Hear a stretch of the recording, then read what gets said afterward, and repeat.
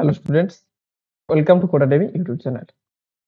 Static আমরা variable দেখেছিলাম। Then আমরা ডিসকাস করব কি স্ট্যাটিক মেথড। ওকে, স্ট্যাটিক মেথডটা কি? সাপোজ আমি কি করছি? সাপোজ এরকমও তোমাদের আসতে পারে যে একই মেথড ইমপ্লিমেন্টেশন বা ধরো আমি কি চাইছি যে একটা টপ লেভেল মেথড থাকবে। সেটাকে সব এক ক্লাস কি বা সব অবজেক্ট কি করবে সেটাকে অ্যাক্সেস করবে। তো তার জন্য আমি কি করব? তার জন্য আমি একটা স্ট্যাটিক মেথড বানাবো। সাপোজ আমার আগের যে প্রবলেমটা কি ছিল যে এখানে আমি একটা কি বানিয়েছিলাম দেখো। এখানে আমি কলেজ দিয়েছিলাম। তো আমি কি করব দেখো, যখন আমি স্টুডেন্ট 2 যখন আমি প্রিন্ট করেছিলাম, আমি নিচটায় এসে তোমাদের যেখানে দেখিয়েছিলাম দেখেন। তো সাপোজ ধরো আমি এগুলোকে কেটে দিই এখন। এটা আগের ক্লাসে, তোমরা আগের ক্লাসটা প্লিজ ওয়াচ করে নেবে, তাহলে এটা দেখতে আরো ভালো সুবিধা হবে। তো দেখো, এখানে আমাদের একটা অসুবিধা হচ্ছিল। কি অসুবিধা? সাপোজ আমি যখন করলাম কি student1 ডট শো ডেটা। তো student1 ডট শো ডেটা মানে কি এই শো ডেটাটা কল হলো। কারণ student1 এর মাধ্যমে এই শো ডেটাটা কল হলো। ওকে, এই শো ডেটার মধ্যে কি প্রথমে নেম ফিল্ড অ্যাক্সেস করলো। তারপরে কি রোল ফিল্ডটা অ্যাক্সেস করলো। দেন দেখতে পেল কি কলেজ ফিল্ড এখানে নেই।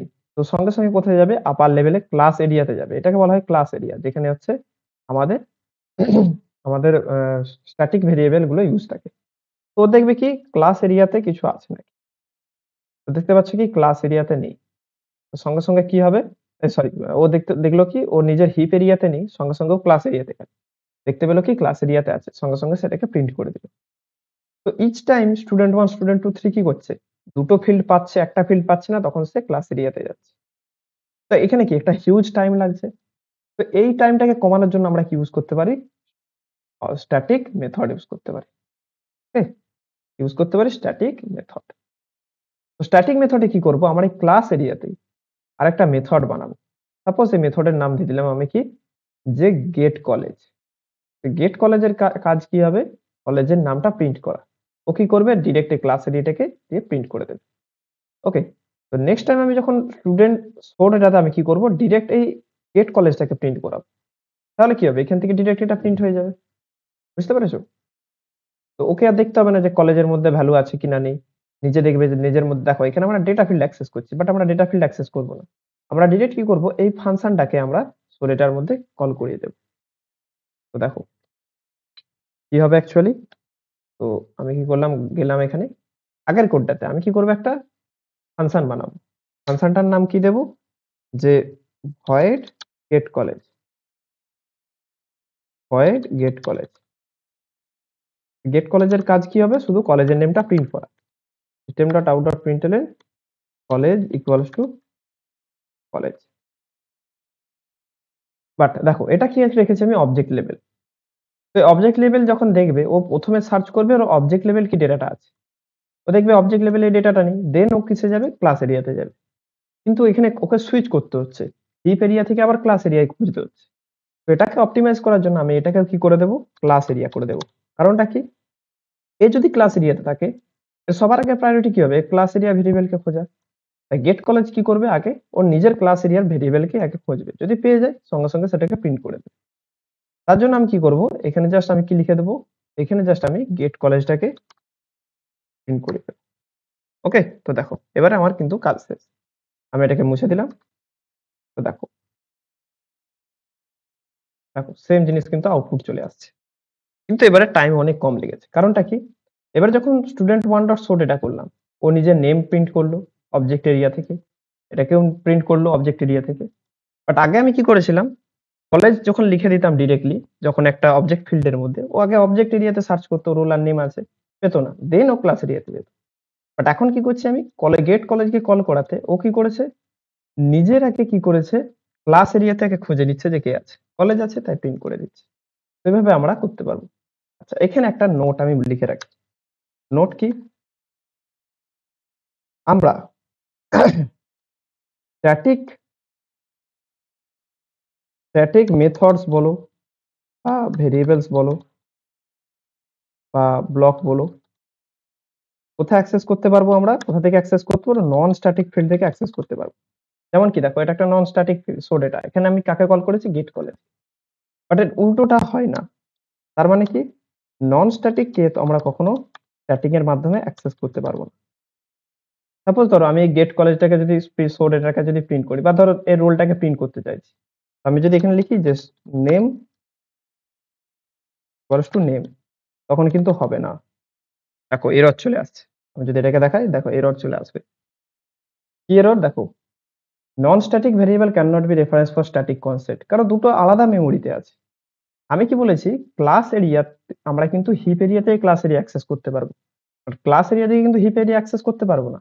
নেমটা আমার এখানে স্টোর আছে হিপ এরিয়াতে, গেট কলেজ কোথায় আছে, ক্লাস এরিয়াতে, তো আমরা এইভাবে কিন্তু কখনো অ্যাক্সেস করতে পারবো না, এটা সবসময় মাথায় রাখবে। নেক্সট কি আছে, স্ট্যাটিক ব্লক। তো স্ট্যাটিক ব্লকটা কি, স্ট্যাটিক ব্লকটা অ্যাকচুয়ালি ইউজ হয় স্ট্যাটিক ডেটা মেম্বারকে প্রিন্ট করার জন্য বা ইনিশিয়ালাইজ করার জন্য। তো আমরা কি দেখেছি, অবজেক্ট লেভেলের যে ডেটা আছে, সরি, অবজেক্ট লেভেলের যে ডেটা গুলো আছে তাকে যদি ইনিশিয়ালাইজ করতে চাই তার জন্য আমরা কি ইউজ করতাম, কনস্ট্রাক্টর। তো স্ট্যাটিকের যদি আমরা করতে চাই তখন আমরা কি করব, স্ট্যাটিক ডেটা মেম্বার গুলোকে করার জন্য আমাকে কি নিতে হবে, স্ট্যাটিক ব্লক নিতে হবে। ওকে, কিভাবে করব আমি, দেখো আগে কি করেছি, এইভাবে আমরা কি করেছি, বাট এভাবে আমরা করব না। আমরা রাদার দেন কি করব, এখানে আমরা লিখবো স্ট্যাটিক, জাস্ট স্ট্যাটিক লিখে ব্লক দিয়ে দেবো, যেমন আমরা ইফ এর ব্লক দিই সেরকম।